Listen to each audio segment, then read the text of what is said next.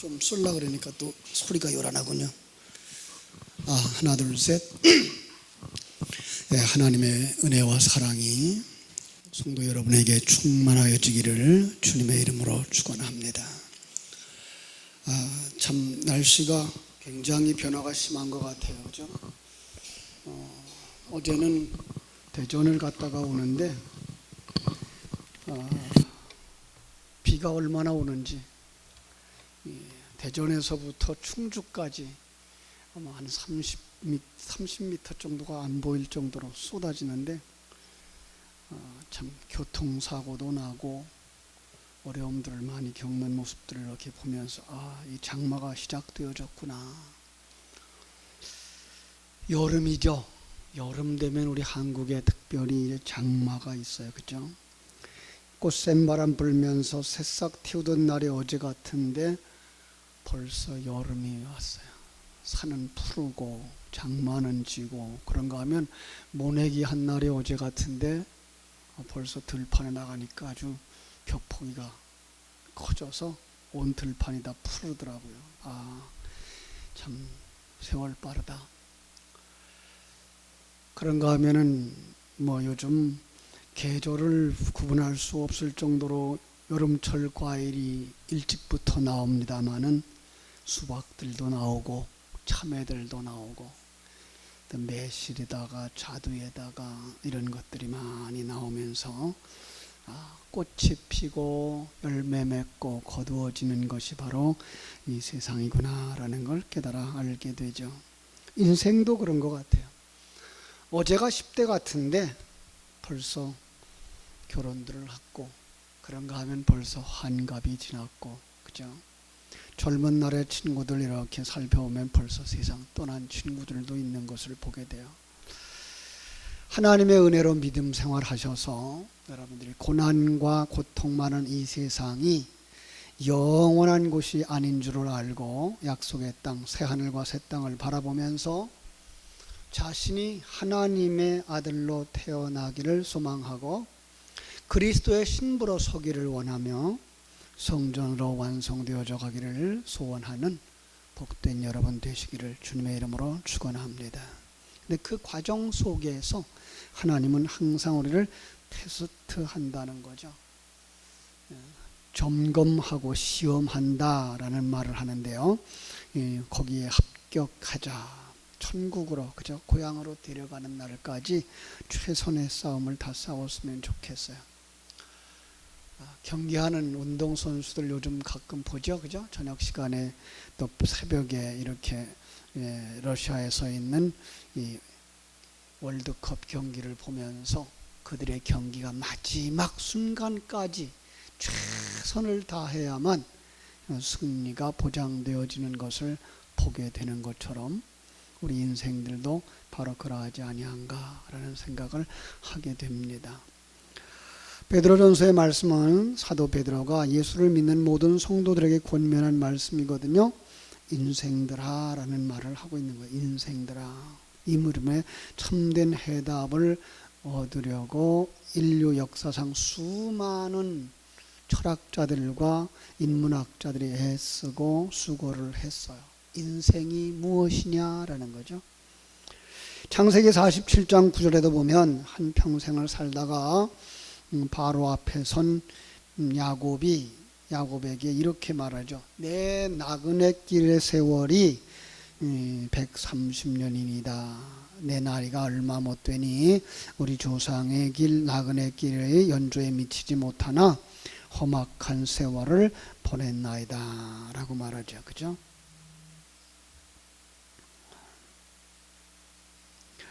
시편 90편 15절에도 보면 우리의 연수가 70이요 강건하면 80이라도 그 연수의 자랑은 수고와 슬픔뿐이요 신속히가니 우리가 날아갑니다 라 그래서 우리 인생길이 나그네 길이며 인생길이 아주 빠르게 지나간다라는 이야기를 하고 있어요. 오늘 11절에서도 그렇게 말하고 있죠. 그죠? 여기는 지금 거류민이라고 번역을 해놨습니다만은 이제 그 다음에 나그네 같은 같은 이란 말로 써주고 있는 것을 볼 수 있어서 우리는 나그네구나라는 걸 알게 해주죠. 나그네란 말은 자기 고향을 떠나서 다른 곳에 임시로 머물고 있거나 여행 중에 있는 사람을 나그네라고 한다고 정의를 하죠. 성경이 말하는 나그네는요, 본향인 천국을 떠나서 이 시간과 공간 세계에 사는 사람들, 영원히 살 곳인 줄 알고 돌아갈 곳이 있는 줄을 알고 여기에 미련을 갖지 않고 고향으로 돌아가기를 사모하며 준비하는 사람들, 그들을 나그네라고 묘사하고 있는 것을 알 수가 있습니다. 세상 사람들은 이 나그네 생활을 외롭고 고독한 길이다라고 말하죠. 나그네 길은 피곤하고요, 목마르고 고달프다라고 말합니다. 러시아의 문호 톨스토이는 그 인생론 중에서 사람 살려라는 이야기가 있죠. 어떤 사람이 혼자서 길을 갑니다. 산을 넘고 강을 건너서 자꾸만 앞으로 가고 있어요. 나그네가 언덕에서 쉬고 있었어요. 그때 호랑이가 나타나서 그죠? 으르렁거리며 달려들어요. 나그네는 깜짝 놀라서 달아나죠. 죽어라 하고 달아납니다. 그런데 이 반야길 앞에 가로막히는 거예요. 그죠? 광야, 그 다음에 그 속에서 큰 소나무 한 그루가 서 있는데 그 소나무, 나그네는 얼른 소나무 위로 올라갑니다. 뒤쫓아오던 호랑이는 나무 밑에 앉아서 기다립니다. 나무 위를 쳐다보니까 커다란 구렁이 한 마리가 입을 쩍 벌리고 그죠? 혀를 널름거리고 있습니다. 나그네는 무서워서 어찌할 수가 없습니다. 그런데 자꾸 졸음이 와요. 자, 배는 고프고 졸음은 오고, 그런데 그때 윙윙 소리가 들려요. 그래서 자세히 보니까 나무 속에 벌들이 집을 짓고 뿔을 잔뜩 넣어 놓았어요. 나그네는 그 배고픔 속에서, 그 졸리움 속에서 그가 지금 어떤 위기 상황에 처해 있는지 모르고 그 꿀을 찍어서 먹습니다. 그리고 배고픔을 면합니다. 근데 나무가 자꾸만 흔들리는 거예요, 이제는. 그래서 가만히 보니까 이 소나무 밑에 두 마리의 쥐가 나무를 깔아먹고 있는 거예요. 흰 쥐와 검은 쥐가 나무를 깔아먹고 있는 거예요. 나무는 급기야 웅덩이로 쓰러지고 구렁이가 나그네를 둘둘 말아 먹어버립니다. 나그네는 그때 소리칩니다. 사람 살려. 이 이야기 주는 교훈이 뭡니까? 나그네는 나그네 인생이다.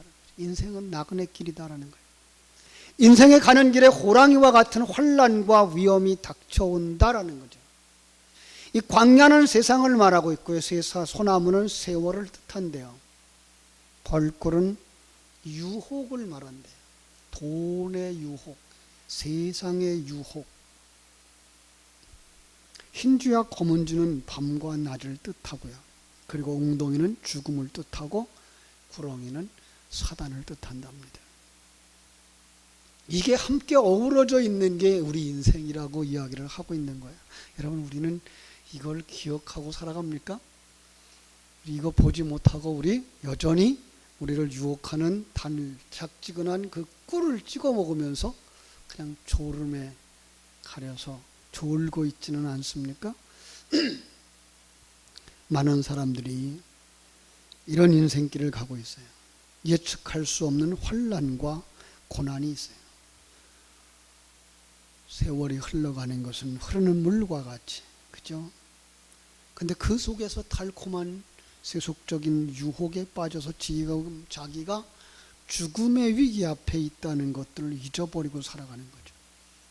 그 달콤함이 영원할 것처럼 생각하고 있지만 흰쥐와 검은쥐는 여전히 나무를 갉아먹어서 어느 순간에는 그 나무는 쓰러지게 되어지고 그 인생은 사단의 먹이가 되고 말더라는 거예요.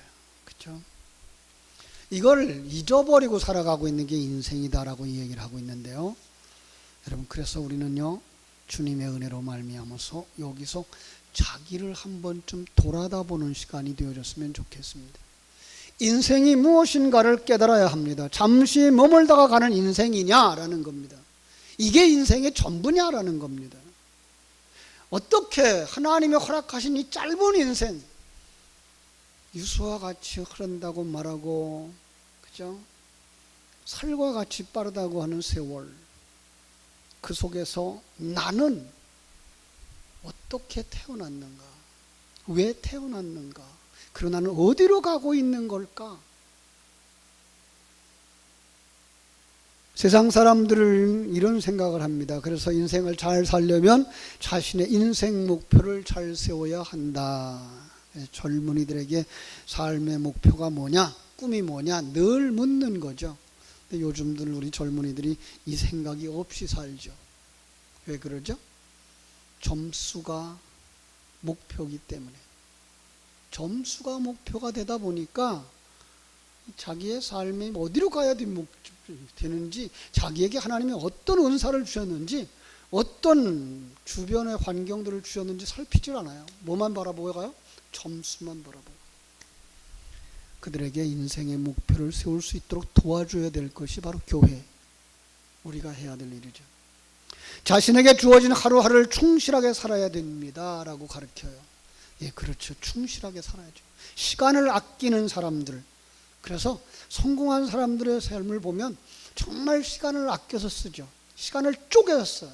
시간을 철저하게 지키죠.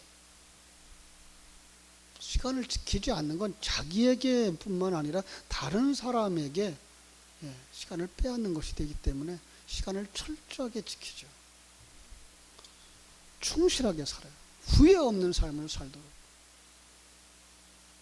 이번에 축구 선수들이 귀국할 때 많은 사람들은 잘했어라고 얘기하죠, 그죠? 그런데 어떤 사람들은 그들을 향해서 계란을 던지고 벽에를 던져요. 왜 그랬다고요? 그렇게 할 수 있는데 왜 그랬어죠? 최선을 다할 수 있었는데, 아니 독일과 같은 팀과도 싸워 이길 수 있었는데 그만 못한 팀 속에서는 왜 그러고 있었어? 그걸 지탄하고 있는 거죠. 그래서 정말로 충성스러운 삶. 마라톤 선수가 자기의 목표 지점에 도달하고 나서도 힘이 남아있으면 안 되는 거죠. 정말 탈진되어서 쓰러질 만큼 최선을 다하는 삶. 세 번째로 서로 사랑하며 후회함이 없는 삶을 살아야 된다. 그래서 후회가 없는 삶. 그렇으면 좋았을 걸 하지 않고 살 수 있는 사람이 되었으면 좋겠다라는 이야기를 하죠.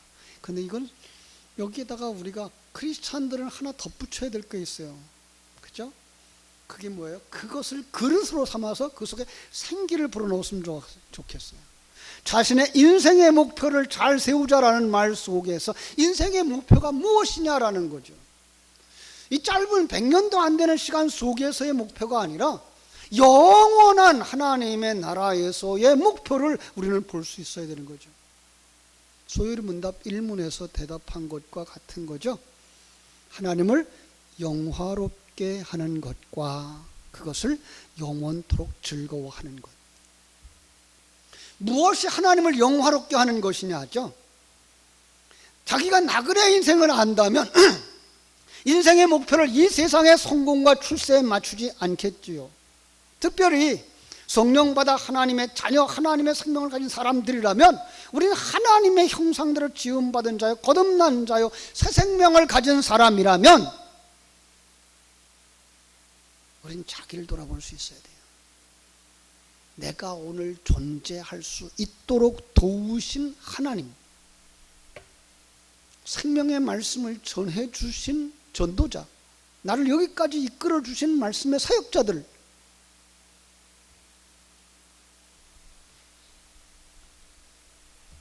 그럼에도 불구하고 우리 아직도 하나님의 사람답게 살아가지 못하고 있는 옛사람의 남은 흔적들, 그것 때문에 하나님을 기쁘시게 하지 못한다면 과감하게 옛사람을 벗어버리고 새 사람으로 완성되어지기를 소망하는 사람들, 그게 뭐예요? 제가 늘 주장하는 것, 하나님의 아들답게 살자는 것, 그리스도의 신부답게 살자는 것, 성전으로 살자는 거예요. 이 땅에서 완성은 없다 그랬죠.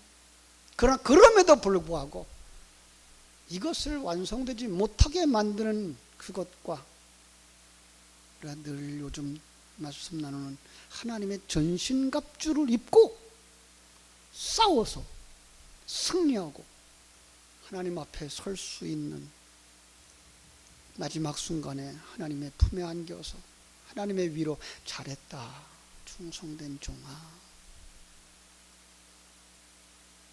주님께서 품에 안으시고 내가 영원히 사랑할게, 영원히 품에 줄게, 사랑을 받을 수 있는 자리를 가는 것, 그것을 우리의 인생의 목표로 삼고 살아야 된다라고 하는 것이죠. 자신에게 주어진 하루하루를 충성스럽게 살아야 되죠. 역시 중요한 부분입니다. 성도는 오늘 하루가 내 인생의 마지막이라는 각오로 소홀히 하지 말고 충실하게 살아야 됩니다.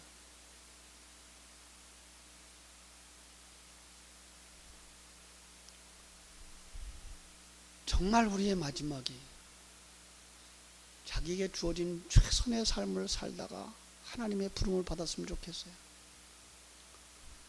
요즘 너무나 많은 사람들이 병원에 누워 계셔서 안타까운데 잘하는 건지 못하는 건지 모르겠어요. 오늘 이 시대의 사람들이 그저 생명을 어떻게 하든지 연장시켜서 돈을 벌어먹으려고 하는 것 같은 생각이 들어가지고 그냥 놔버려뒀으면 얼른 하늘나라에 갈 텐데, 이런 생각을 해요. 인정머리 없어 보이죠, 그죠? 그러나 과연 그렇게 생명을 부지하고 있는 것이 우리에게 무슨 도움이 될까? 자식들에게 무슨 도움이 될까? 이 사회에 무슨 도움이 될까? 아니요, 우리는요 조금 더 힘써서 자기의 일에 최선을 다하자고요. 저녁에는 정말 누가 업어가도 모를 정도로 피곤해 지쳐서 푹 잠을 잘 수 있을 정도까지 최선을 다하고 후회함이 없는, 정말 하루 저녁을 돌이켜보면서 난 오늘 성실하게 살았는가, 보람있게 살았는가, 영향을 끼치면서 살았는가, 위로하며 살았는가, 사랑하며 살았는가를 생각하고 후회함이 없는 하루, 그렇게 살았으면 좋겠어요. 이것은 목사나 어떤 사명자들에게만이 아니라 우리 모두 하나님의 부르심을 받은 자로서 그러한 삶을 살았으면 좋겠습니다. 누가복음 12장 16절로 21절에 보면은요, 어리석은 부자가 나옵니다. 왜 어리석은 부자라고 그랬죠? 저는 어리석은이라는 단어를 이 시간과 공간 속에 살아가는 자들이란 말로 썼고요. 이 시간과 공간 속에 살아가는 자들이 어때요? 부자라고 그랬어요. 부자는 어떤 사람이 부자예요? 요만큼 가지고도 이거 내 것 그리는 사람은 그 부자. 큰 기업을 가지고도 이건 하나님 것 그리면 그건 가난한 자, 그는 청지기. 그렇게 보셔야 정확하게 보는 거예요. 그 부자가 어떻게 했어요? 그냥 자기 수고한 것 다 거둬들였어요. 창고가 부족해요. 창고를 크게 지었어요. 그 창고에 모든 곡식 다 두고 뭐라 그래요? 그 밤에 먹고 마시자. 근데 내일을 모르는 사람, 내일을 위한 준비는 하나도 하지 않았어요. 그래서 하나님이 그 밤에 그의 영혼을 데려간다 그러면 그 준비한 것이 누구의 것이 되겠느냐라고 이야기를 하죠. 그죠? 예, 물론 이건 미래를 준비하지 말라는 얘기 아닙니다. 미래 준비하셔야 됩니다. 그러나 그럼에도 불구하고 그것 가지도 하나님 오늘 밤 나를 부르신다 그러면 나는 하나님 나라에 갈 것이지, 이것 때문에 연연하여서 안 갈 수 있는 것도 아니고 못 갈 수 있는 것도 아니다라는 사실을 우리는 기억해야 됩니다. 그럼 우리는 중요성을 이 세상 것에 많고 적음에 두지 아니하고 하나님의 나라에 들어갈 수 있는 하나님의 사람으로 온전하여졌느냐에 관심이 있어야 되는 줄로 믿습니다.